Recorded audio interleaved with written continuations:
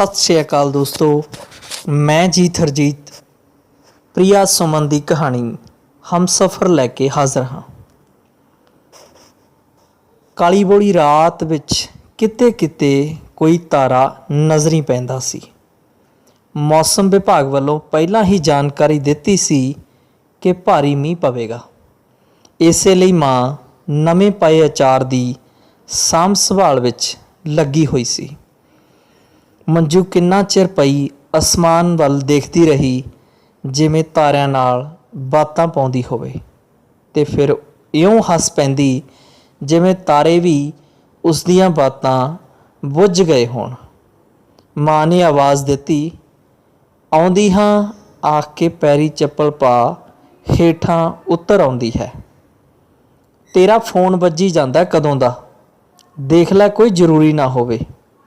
माँ ने रसोई विचों आवाज़ दिती।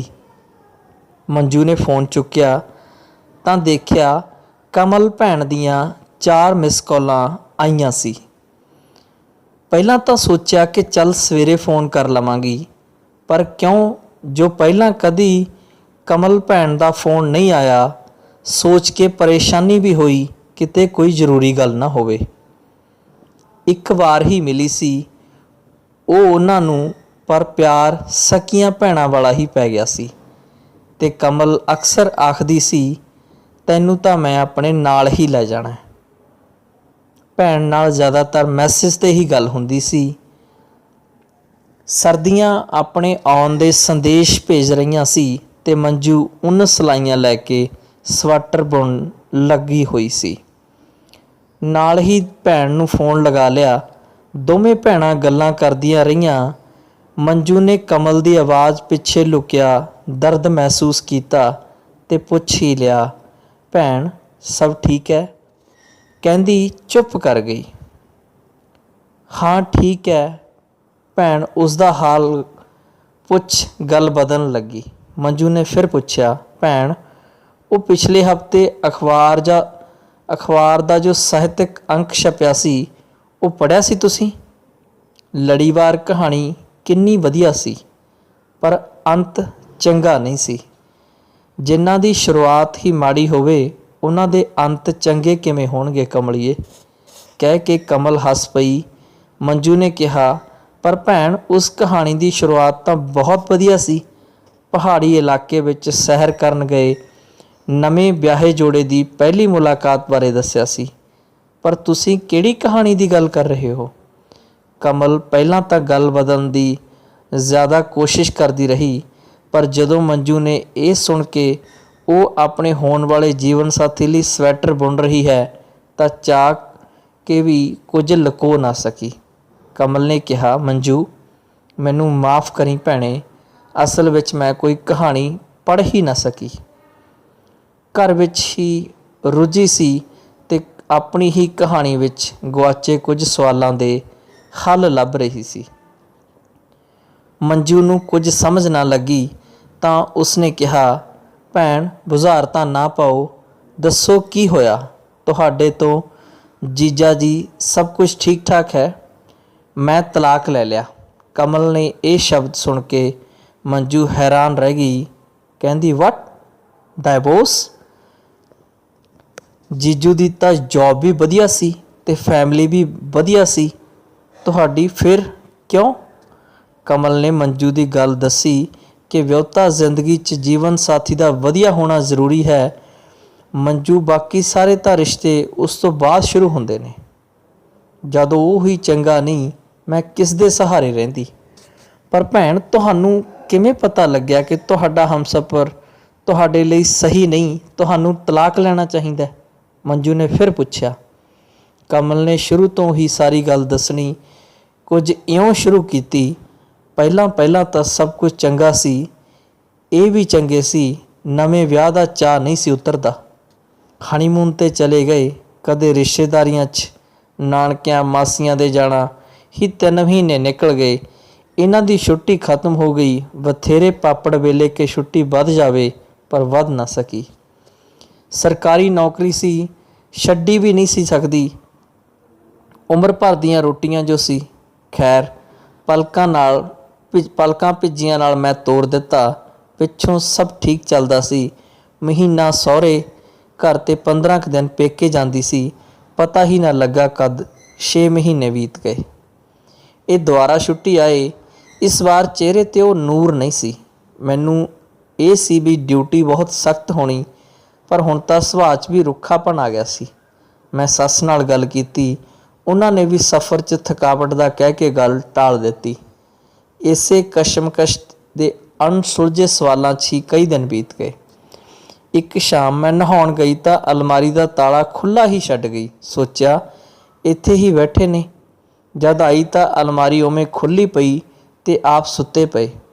ਮੈਂ ਵੀ ਬਿਨਾਂ ਧਿਆਨ ਦਿੱਤੇ ਅਲਮਾਰੀ ਨੂੰ ਤਾਲਾ ਲਗਾ ਕੇ ਰਸੋਈ ਵਿੱਚ ਚਲੀ ਗਈ। ਅਗਲੇ ਦਿਨ ਦੁਪਹਿਰ ਨੂੰ ਜਦ ਦੁੱਧ ਲਿਆਉਣ ਲਈ ਪੈਸੇ ਦੇਣ ਲੱਗੀ ਤਾਂ ਮੇਰਾ ਪਰਸ ਖਾਲੀ ਪਿਆ ਸੀ। ਮੈਂ ਇਹਨਾਂ ਨੂੰ ਦੱਸਿਆ ਤਾਂ ਕਹਿੰਦੇ ਘਰ 'ਚ ਕੌਣ ਕੱਢ ਸਕਦਾ, ਇੱਥੇ ਹੀ ਰੱਖ ਕੇ ਭੁੱਲ ਗਈ ਹੋਣੀ ਹੈ। ਮੰਮੀ ਨੂੰ ਦੱਸਿਆ, ਉਹਨਾਂ ਨੇ ਵੀ ਅਣਸੁਣਾ ਜਿਹਾ ਕਰ ਦਿੱਤਾ। ਇਹ ਕਹਿੰਦੇ ਕੰਮ ਵਾਲੀ ਨੇ ਕੱਢ ਲਏ ਹੋਣੇ। ਮੈਨੂੰ ਇੰਝ ਬਿਨਾਂ ਦੇਖੇ ਕਿਸੇ 'ਤੇ ਇਲਜ਼ਾਮ ਲਗਾਉਣਾ ਠੀਕ ਨਾ ਲੱਗਾ, ਪਰ ਜਦ ਤੀਜੀ ਵਾਰ ਪੈਸੇ ਚੋਰੀ ਹੋਏ ਤਾਂ ਮੈਂ ਕੰਮ ਵਾਲੀ ਆਂਟੀ ਨੂੰ ਪੁੱਛਿਆ ਤਾਂ ਉਹ ਰੋਣ ਲੱਗੇ ਤੇ ਕਹਿੰਦੇ, ਪੁੱਤ ਗਰੀਬ ਜ਼ਰੂਰ ਹਾਂ ਪਰ ਚੋਰ ਨਹੀਂ। ਮੈਨੂੰ ਆਪਣੇ ਬੱਚਿਆਂ ਦੇ ਸਿਰ ਦੀ ਸਹੁੰ ਲੱਗੇ, ਜੇ ਫਿਰ ਵੀ ਯਕੀਨ ਨਾ ਆਵੇ ਤਾਂ ਮੇਰੀ ਇਸ ਮਹੀਨੇ ਦੀ ਤਨਖਾਹ ਨਾ ਦੇਣਾ, ਪਰ ਚੋਰੀ ਜਿਹਾ ਕਲੰਕ ਮੇਰੇ ਮੱਥੇ 'ਤੇ ਨਾ ਲਾਓ। ਮੈਂ ਸ਼ਰਮਿੰਦੀ ਜਿਹੀ ਹੋ ਕੇ ਅੰਦਰ ਚਲੀ ਗਈ। ਕਮਰੇ ਦੀ ਖਿੜਕੀ ਕੋਲ ਮੰਜੇ 'ਤੇ ਬੈਠੇ ਬਾਪੂ ਜੀ ਸਾਰਾ ਕੁਝ ਸੁਣ ਰਹੇ ਸੀ। ਜਦ ਰਾਤ ਰੋਟੀ ਦੇਣ ਗਈ ਤਾਂ ਕਹਿਣ ਲੱਗੇ, ਕਮਲ ਪੁੱਤ, ਮੈਨੂੰ ਪਤਾ ਹੈ ਤੇਰੇ ਪੈਸੇ ਕੌਣ ਚੋਰੀ ਕਰ ਰਿਹਾ ਹੈ। ਮੈਂ ਗੱਲ ਨੂੰ ਨਕਾਰਦੀ, ਬਾਪੂ ਜੀ ਮੈਨੂੰ ਹੀ ਰੱਖ ਕੇ ਭੁੱਲ ਗਈ ਹੋਣੀ ਆ, ਮੈਂ ਆਪ ਹੀ। ਬਾਪੂ ਜੀ ਕਹਿਣ ਲੱਗੇ, ਇੱਕ ਵਾਰ ਆਪਦੇ ਸਿਰ ਦੇ ਸਾਈਂ ਨੂੰ ਵੀ ਪੁੱਛ ਲੈਣਾ ਸੀ। ਨਹੀਂ ਨਹੀਂ ਬਾਪੂ ਜੀ, ਆਖ ਕੇ ਮੈਂ ਸਿਰ ਦੀ ਚੁੰਨੀ ਸਵਾਰਦੀ ਜਾਣ ਲੱਗੀ ਤਾਂ ਬਾਪੂ ਜੀ ਨੇ ਫਿਰ ਕਿਹਾ, ਪੁੱਤ ਇਹਦੀ ਸੰਗਤ ਚੰਗੀ ਨਹੀਂ। ਮੈਂ ਉੱਥੋਂ ਆ ਤਾਂ ਗਈ, ਪਰ ਜਿਵੇਂ ਬਾਪੂ ਦੀਆਂ ਗੱਲਾਂ ਮੇਰੇ ਦਿਲ ਵਿੱਚ ਘਰ ਕਰ ਗਈਆਂ। ਮਨ ਵਿੱਚ ਆਪਣੇ ਆਪ ਨੂੰ ਹੀ ਸਵਾਲ ਕਰਦੀ ਤੇ ਫਿਰ ਆਪ ਹੀ ਉਹਨਾਂ ਦੇ ਜਵਾਬ ਵਿੱਚ ਉਲਝ ਜਾਂਦੀ। ਘਰ 'ਚ ਕਿਸੇ ਨੂੰ ਇਹ ਗੱਲ ਨਾ ਦੱਸੀ, ਪਰ ਜਦ ਬਾਪੂ ਜੀ ਵੱਲ ਦੇਖਦੀ ਤਾਂ ਦਿਲ 'ਤੇ ਇੱਕ ਤਾਰ ਫਿਰ ਜਾਂਦੀ। ਬਾਪੂ ਦੇ ਕਹੇ ਸ਼ਬਦ ਮੇਰੀ ਆਤਮਾ ਨੂੰ ਝੰਜੋੜ ਦਿੰਦੇ। ਇਹਨਾਂ ਸਭ ਬਲਗਣਾ ਤੋਂ ਨਿਕਲਣ ਦੀ ਮਾਰੀ ਮੈਂ ਕੁਝ ਦਿਨ ਪੇਕੇ ਆ ਰਹਿਣ ਗਈ, ਪਰ ਸਹੁਰੇ ਘਰ ਤੇ ਖਾਸ ਕਰ ਇਹਨਾਂ ਦੇ ਫਿਕਰ ਮੈਨੂੰ ਘੁਣ ਵਾਂਗ ਖਾ ਰਿਹਾ ਸੀ। ਦਿਨੋਂ ਦਿਨ ਲਿੱਸੀ ਤੇ ਚਿਹਰੇ ਦੀ ਰੌਣਕ ਗਵਾਚਦੀ ਦੇਖ ਮਾਂ ਨੇ ਮੇਰਾ ਦਿਲ ਤੋੜ ਲਿਆ। ਜਦ ਸਾਰੀ ਗੱਲ ਦੱਸੀ, ਮਾਂ ਨੇ ਵੀ ਮੇਰਾ ਸਾਥ ਦਿੱਤਾ। ਹਫ਼ਤਾ ਪੇਕੇ ਰਹਿਣ ਬਾਅਦ ਜਦ ਸਹੁਰੇ ਮੁੜੀ ਤਾਂ ਸਭ ਤੋਂ ਪਹਿਲਾਂ ਪੇਟੀਆਂ ਵਾਲੇ ਕਮਰੇ 'ਚ ਵੜ ਦਾਜ ਵਾਲੀ ਪੇਟੀ ਖੋਲ੍ਹੀ ਤਾਂ ਦੇਖਿਆ ਗਹਿਣਿਆਂ ਵਿੱਚੋਂ ਹੱਥ ਦੀ ਮੁੰਦਰੀ ਗਾਇਬ ਸੀ। ਪਰ ਇਸ ਵਾਰ ਨਾ ਕਿਸੇ ਨੂੰ ਦੱਸਿਆ ਤੇ ਨਾ ਹੀ ਸ਼ੱਕ ਹੋਣ ਦਿੱਤਾ ਕਿ ਮੈਨੂੰ ਸ਼ਾਇਦ ਹੁਣ ਸਭ ਸਮਝ ਆ ਗਈ ਸੀ। ਹੁਣ ਮੈਂ ਇਹਨਾਂ ਦੀ ਆਉਣੀ ਜਾਣੀ 'ਤੇ ਨਜ਼ਰ ਰੱਖਣ ਲੱਗੀ, ਇਹਨਾਂ ਦੇ ਬਦਲੇ ਹੋਏ ਸੁਭਾਅ 'ਤੇ ਇਹਨਾਂ ਨੂੰ ਟੋਕਣ ਲੱਗੀ। ਭਰ ਸਿਆਲਾਂ 'ਚ ਟੈਂਕੀ ਦੇ ਪਾਣੀ ਨਾਲ ਨਹਾਉਣਾ, ਦਿਨ ਵੇਲੇ ਸੌਣਾ, ਭੁੱਖ ਨਹੀਂ ਹੈਗੀ ਕਹਿਣ 'ਤੇ ਕਿਉਂ ਪੁੱਛਣ ਲੱਗੀ। ਘਰ ਵਿੱਚ ਕਲੇਸ਼ ਵਧਣ ਲੱਗਾ।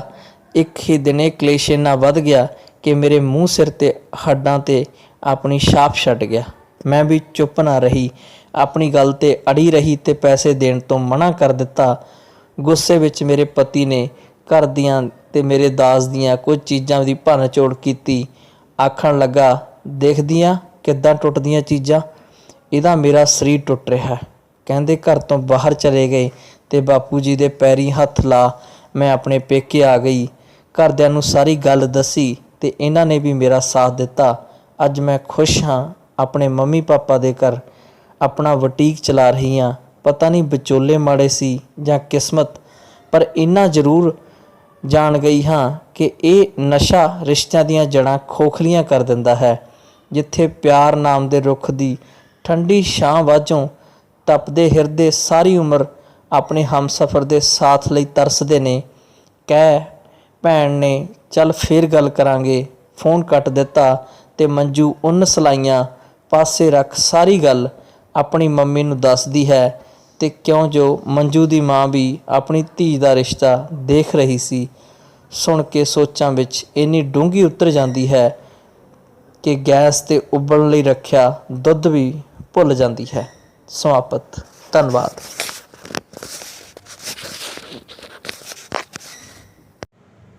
ਚੌਹਾਨ ਇੰਟਰਟੇਨਮੈਂਟ, ਤੁਹਾਡਾ ਆਪਣਾ, ਤੁਹਾਡੇ ਲਈ।